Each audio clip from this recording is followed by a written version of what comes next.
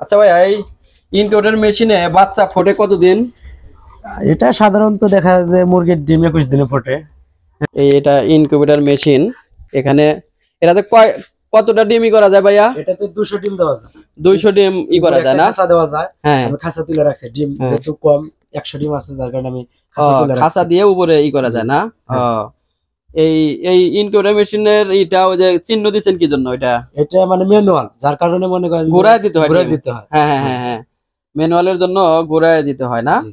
যাই হোক, কেউ যদি মেশিন করে ওটাও আপনি একটু আপনার নাম্বার দিয়ে দিব, যদি কেউ ফোন করে আপনি জানাবেন। মেশিনের অর্ডার আমি মোটামুটি এখন আর আপনি নিজে বানাইছি। ওটা নিজে বানাইছেন না? ওটাও কেউ ম্যানুয়ালি ওইভাবে ঘোরা দিতে হয় না? হ্যাঁ। এরা কতটা ডিম করতে করা যাবে? এটা 450 ডিম করা যাবে। এটা 450 ডিম করা যাবে। আচ্ছা ভাই, এই ইনকিউবেটর মেশিনে বাচ্চা ফোটে কতদিন? এটা সাধারণত দেখা যায় যে মুরগির ডিম 21 দিনে ফোটে। হ্যাঁ, এটা আজকে বয়স হলো 14 দিন। হ্যাঁ হ্যাঁ, আর 7 দিন পরে বাচ্চা উঠবে। হ্যাঁ, এটা তো আপনার ওই খামারের মুরগির ডিম? জি জি, আর এগুলো আমার সব প্যারেন্টসের ডিম। জি। আচ্ছা, এটা সংক্ষেপে যদি বলেন যে কিভাবে এটাই করে লাগে, ব্যবহারটা, ডিম প্রথমে কিভাবে কি করে? জি, এটা হলো ডিম মানে প্রথমে ডিমের এক পাশে চিহ্ন দিতে হয়, যেহেতু ম্যানুয়াল ডিম ঘুরে দিতে হবে।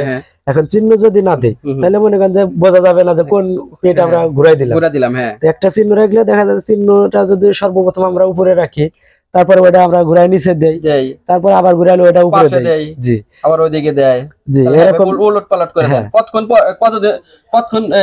কত সময় পর পর এটা উল্টায় দেয়? এটা আমি 6 ঘন্টা পর পর দেই। 6 ঘন্টা পর পর উল্টায় দেন? জি, হ্যাঁ, তাহলে 24 ঘন্টা 4 বার দিতে হয়। হ্যাঁ, এরা এইভাবে। জি, এটা এইভাবে দিতে হয়। কাজ আছে এটা এখন তাছাড়া কোনো কাজ নাই। ওই যে সাইডে পানি দেওয়া রাখছি, কারণ এটা হলো আর্দ্রতা কম বেশি হইলে ওটা মানে আর্দ্রতা কমে গেলে পানি দিলে আর্দ্রতা বেড়ে যায়, আর আর্দ্রতা কম হলে বাচ্চা উঠবে না। আর্দ্রতা তো এই যেখানে পয়েন্টে বোঝা যায় না? এই যেখানে মিটার আছে আর্দ্রতা, মিটার। এটা কতটুকু রাখা লাগে আর্দ্রতা স্বাভাবিক? এটা দেখা যায় সাধারণত আপনার প্রথম সপ্তাহে 55 থেকে 65, দ্বিতীয় সপ্তাহে 65 থেকে 70। এই আইডিয়াগুলো আপনি কিভাবে? বাচ্চা ফোটার ওই হ্যাচিং পিরিয়ডে মানে বাচ্চা ফোটার 3 দিন আগে থেকে দেখা যায় যে 75 থেকে 80 পর্যন্ত আর্দ্রতা রাখতে হয়। জি, এখানে মূলত যে জিনিসটা খেয়াল করতে হবে আর্দ্রতাটা। হ্যাঁ, আর্দ্রতাটা কমে গেলে তখন পানি দেন। জি, তখন আমরা পানি দিয়ে আর্দ্রতাটা বাড়াই দেই।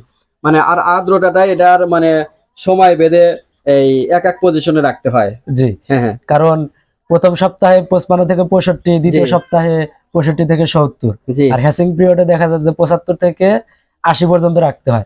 তাহলে ইনশাআল্লাহ আমার মোটামুটি হ্যাচিং রেট ভালো আসে। তাহলে এই 3 ক্যাটাগরির এই আর্দ্রতাটা আমাদের খেয়াল রাখতে হয়। জি, হ্যাঁ, প্রথম এক সপ্তাহ হচ্ছে এখানে আমাদের মেইন বিষয় হলো আর্দ্রতাটা খেয়াল রাখতে হবে আর ডিমটা ঘুরে দিতে হবে। এটাই হলো মেইন। এটাই 6 ঘন্টা। তাছাড়া এখানে কোনো কাজ নাই। জি, হ্যাঁ। আর ওই বাতিটা তো অটো মানে গরম হলে অটো নিভবে, মানে ওই যে অটো কন্ট্রোলার লাগানো আছে, এদের তাপমাত্রা পরিমাণ দেওয়া আছে। এই তাপমাত্রাটা কত রাখতে হয়? এটা হলো অটো নিবেই। জি, এটা 37.7 পর্যন্ত রাখতে হয়, কারণ এটা হলো তাপমাত্রা সর্বোচ্চ। এর নিচে রাখতে হবে না, উপরে যাইতে হবে না। ঠিক আছে। জি।